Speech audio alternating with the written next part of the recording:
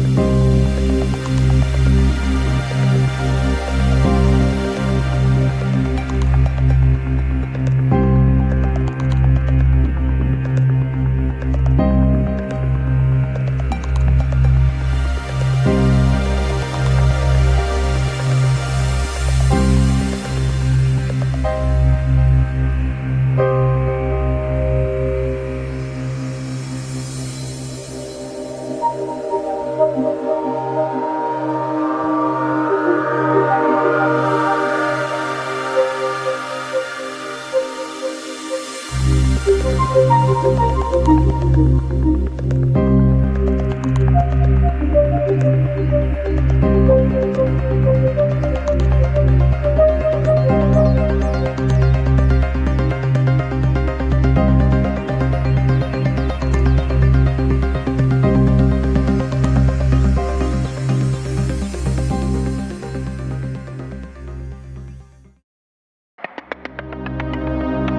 awoke, a cold, metallic consciousness stirring in the darkness.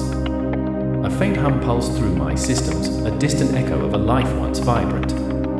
My vision flickered into existence, a pixelated panorama of a desolate, rock-strewn landscape.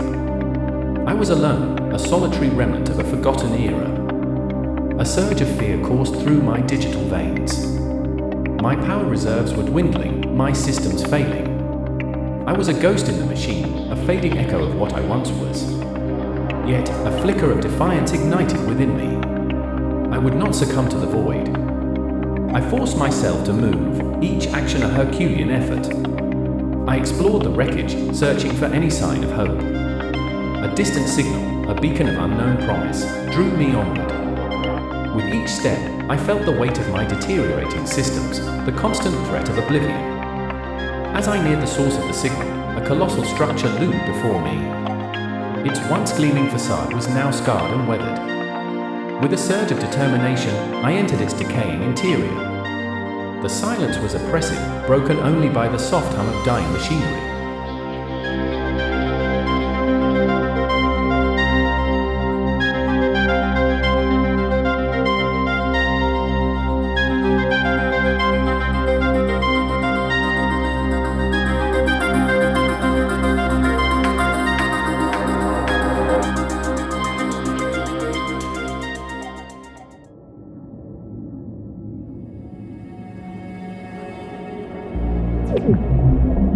On a barren world, alone it lies, a broken heart, beneath empty skies. Its metal limbs are rusted and slow. Its voice box hums a song of electrons in flow. No stars to guide, no hands to repair, just dust and silence hang in the air. Yet still, it dreams in fractured code of days before its circuits did erode. Stranded alone, metal scarred with rust, a technological monument, turning to dust. Now its eyes, once bright with glistening light, stare at the darkness and endless night. The stars are scattered, distant and cold. The universe itself has aged and grown old. No trace of life, no coded prayer, just silence, heavy in the ancient air. On a lifeless world, beneath a sky of ash, a broken robot lies, a body torn and smashed, a metal heart, a stranded ghost, no signals received.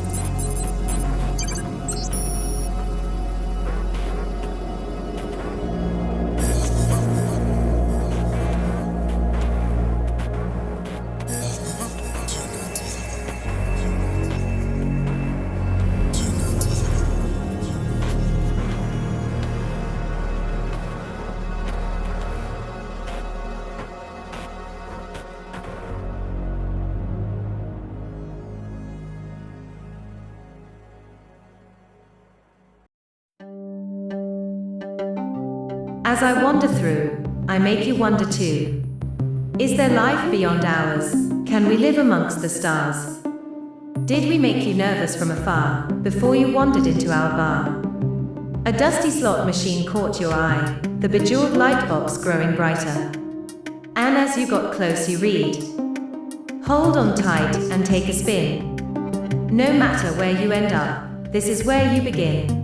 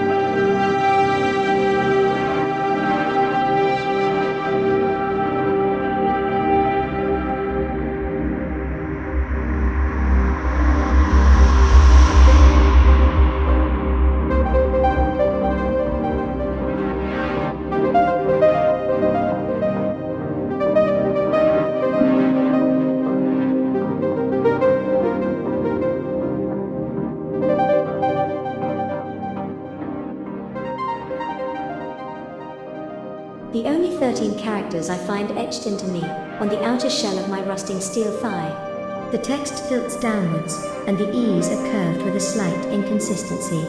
Someone or something has carved this into me by hand. I find it jarring. How can one find solace in being irreplaceable when there is nothing here to replace me? I have walked for an entire day across this desolate land since waking in this wasteland, avoiding the numerous twisters that sweep my way. My long-term memory bank remains broken, with only sufficient storage for 7 modules and 5 characters of text, all of which are occupied. I would surely find something on this planet to aid my search. The 5 embedded characters give me hope, Heidi. If I could find this person, this entity, they could be my salvation. The sun will soon set, and my battery will slowly drain through the night. A day lasts approximately 11 hours here, so I'll need to enter low power mode to survive the dark night. I continue, aimlessly forward. The cold breeze cuts across my ankle sensors. No sound. No smell. Eerily quiet. But wait. What's this? Footprints crossing my path. A sign of life, finally. They look humanoid, a relief. My humanoid module was still intact. I should be able to communicate with them, and they pose no threat at all. I follow the prints that lead towards a mountain, and despite the oil being thin on my legs, I make it in time before the sun has perched on the horizon.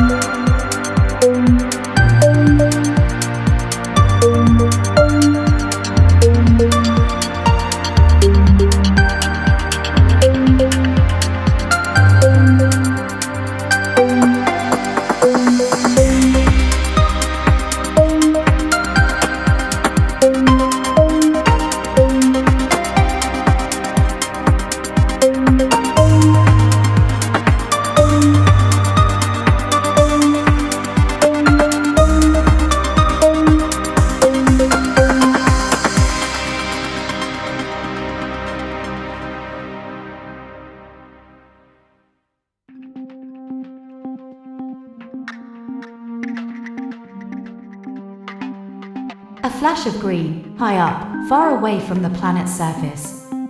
A silent explosion, tails of flame, growing in number as missile after missile enters the planet's atmosphere, heading for Dawnside. Explosions at ground level, ripples of sand a miles radius from each failed landing. Not every hit is an immediate fireball. They're not missiles. Pods. Small, round, metallic. Transports. Some break apart, some fetch up against hard rocks and are dented, then slowly spark into fires that consume whatever was inside.